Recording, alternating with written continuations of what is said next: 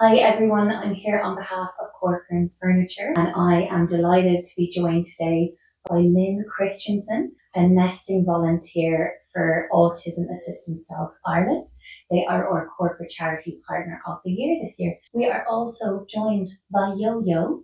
Yo-Yo is a 7.5-week-old puppy that has been reared here with Lynn. You're both very welcome here to Corcoran. We had such an amazing day with Lynn, meeting all of the puppies and just learning about the amazing work that you do, Lynn. So thank you so much for doing that. We love it.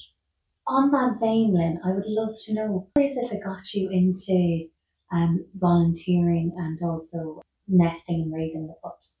We have two boys that are autistic. Now they're grown now. But when they were very young, we had one who was really a real flight risk, and I approached the AADI, and he, after a long wait, got a dog. I was chocolate the other dog, Chester, and we thought we were getting him for my son's safety, but in actual fact, it was so much more than that. It brought him on socially. It helped sensory stuff. It was the difference it made, not just to him, but to the whole family. It was unbelievable. It was absolutely unbelievable. We felt that we would like to help, you know, if we could do anything at all to help other people to have the same experience as us. We didn't quite think we were going to go this far. What we did was we started taking dogs to help out maybe for a week or two. And we got one dog, Quinny, who was a bad traveller. So we said, yeah, we can work on that with her. But Quinny became very attached to us and vice versa. And it was decided that Quinny would be the first brood dog for the AADI. But she wasn't going to stay with us to do it. She was going off down to a lovely home in Dunmanway. And she went there, and then she decided that she was a city girl. Of course, and she put her knapsack on her back, and she continued to run away. I asked Mila how much space it's going to take, because at the time we were living in a terraced house in town. How much space would it take to have a litter of pups? And she was saying, well, it's not the space, you know, it's the time, it's the smell, it's, you know, things that might affect the boys. But look, we did it. And we were flying by the seat of our pants. We hadn't a clue what we were doing. But we got there. And it was a brilliant experience. And it just grew from there. I know Nuala mentioned at something recently that we've done over 100 pups. I don't really know, because I lost count, you know. But we've had litters from one, a singleton litter, to I think 14 was the max, and the average size would be 7 to 9. But we've had quite a few. Like this little man comes from a litter of 10. This man does 10 beautiful, and that's why, because we have to help other families have the same experience and the same chance that our child had. Well, thank you so much for doing that. That's amazing. And, you know, we've been here actually in Lynn's home this morning learning all about the work that Lynn does with the AADI. What's also very impressive, and also that we're fortunate enough to be the charity partner this year, we also get to see firsthand what these puppies will go on to do. And would you be able to talk to us through maybe the process? They leave here tomorrow. They leave when they're around the 8 weeks, and they go to foster families, people who have said that they would be willing to take on a pup, and it'd be on a volunteer basis. Now, having said that, everything is paid for, the food, the vet bills, anything at all. It doesn't cost anything, but it does take time. They just basically socialise the pup. They bring the pup everywhere, give him or her as many experiences as they can. And it's great fun. It's great fun for people, but there are challenges with it, because each age, they go through a different stage. Like this little man here is absolutely intent on chewing every piece of flesh that's on my body. But that's, you know, that's what we call land sharks. That phase is past. They become little toddlers then, and they're jumping up on things.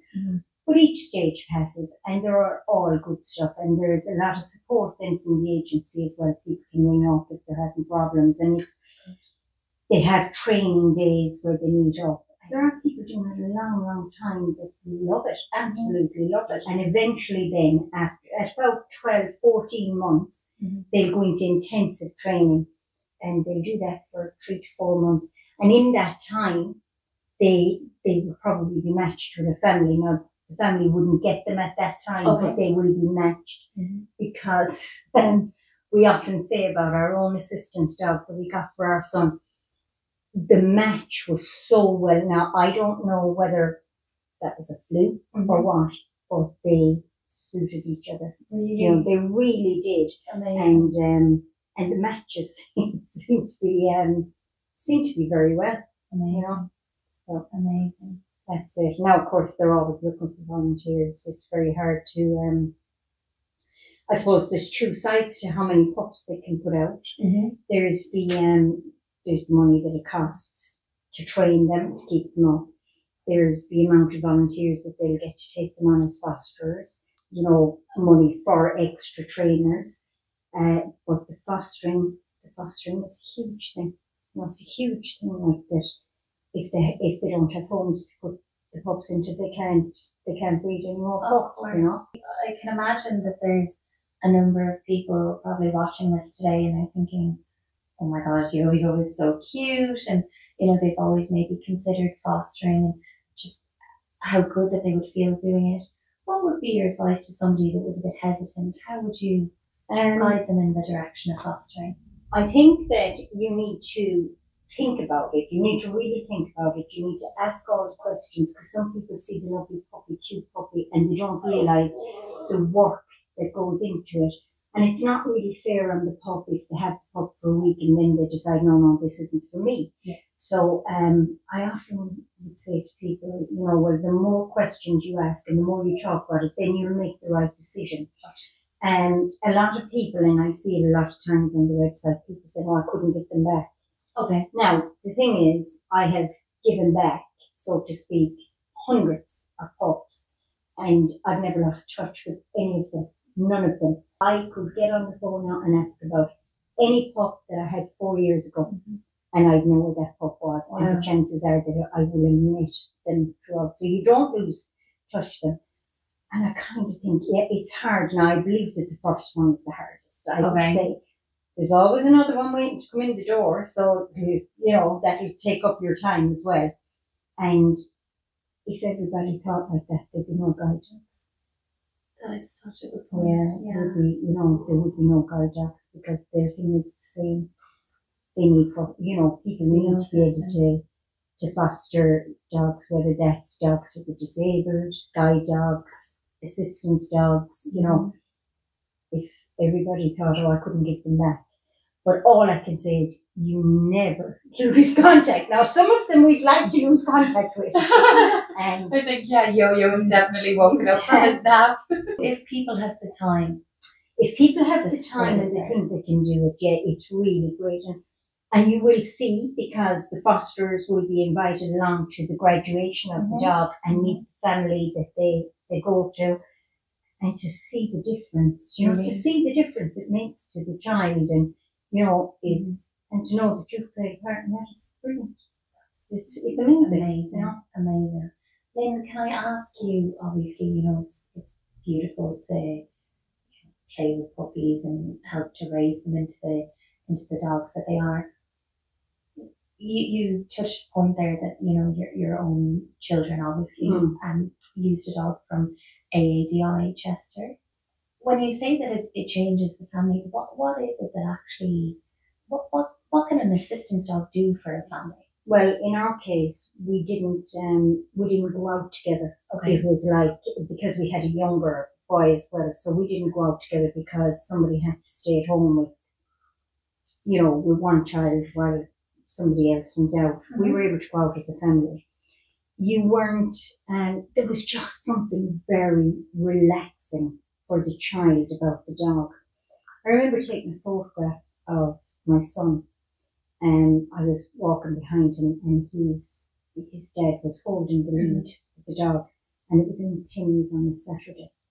Wow. And I think, as far as I can remember, it would have been Christmas week, and this was somebody who couldn't step inside the door of Penny's a couple of months before that, you know. And at Christmas time. Absolutely. It is. What it did as well was that the child didn't tend to talk to people. Now, he could speak, but, they're maybe rightly so choosy about who to speak to. But I found that people would ask about the dog, and it gave him an opportunity to talk, because he would tell. He had something to say, and he'd talk about his dog. Also, and it's very sad, but I've said it a lot of times, people see a child going through the streets or in a park or anything, and they look the same as every other child, but they might be waving their hands. They might be shouting, not shouting at anybody, just shouting. They might be running and knocking off other children. And, or they might be in the middle of a meltdown. And people naturally assume, they always assume, very bold child. Very bold child. Yeah. And it's very sad, because when they're seen with the dog, they're looked at completely differently. Now, that shouldn't happen. It shouldn't be the way. It shouldn't be the way, but it is the way. Yes. That's the world we live in. So suddenly people are looking and they're smiling, and they might ask you, and they might learn something. Well, isn't that great? They might learn something. Even today, it's amazing that hopefully somebody is watching this. Maybe they've never heard of AADI before.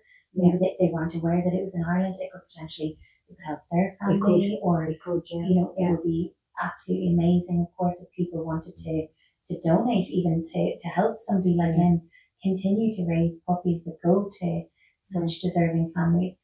Now, I have to ask you, Lynn, because I think it's probably the number one question that people ask.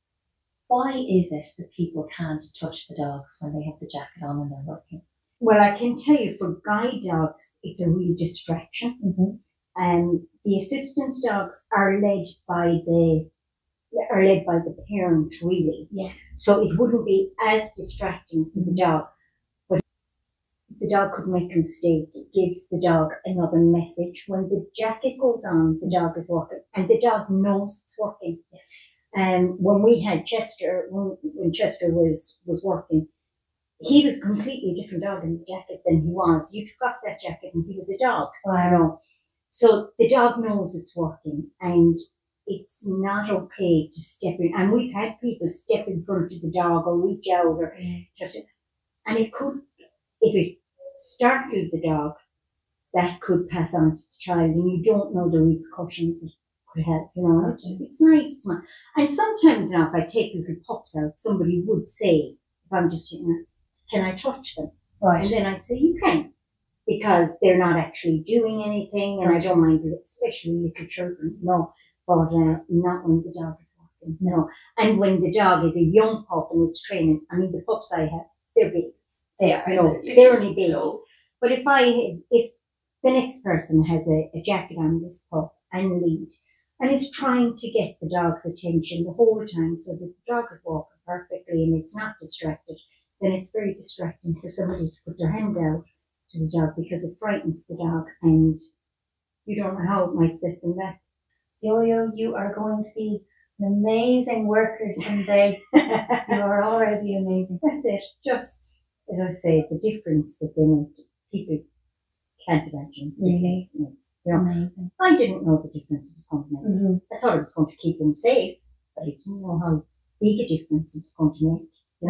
He spoke through him. He spoke through Chester. There was times he used to say, Chester is getting nervous, because he couldn't say he was, because he couldn't relate that. It's very difficult for children on the spectrum to relate what they are feeling. And they can feel it, but they're not too sure how to put it into words. Yeah. But he was able to put it into words through the dog. Well, Lynn, I just want to say on behalf of Corcoran's, firstly, thank you so much for inviting us into your home and letting us meet this absolutely beautiful litter. But also, it's just incredible to see the work that you do, and we are absolutely delighted and honoured to partner with AADI this year. So thank you so much. Thank you.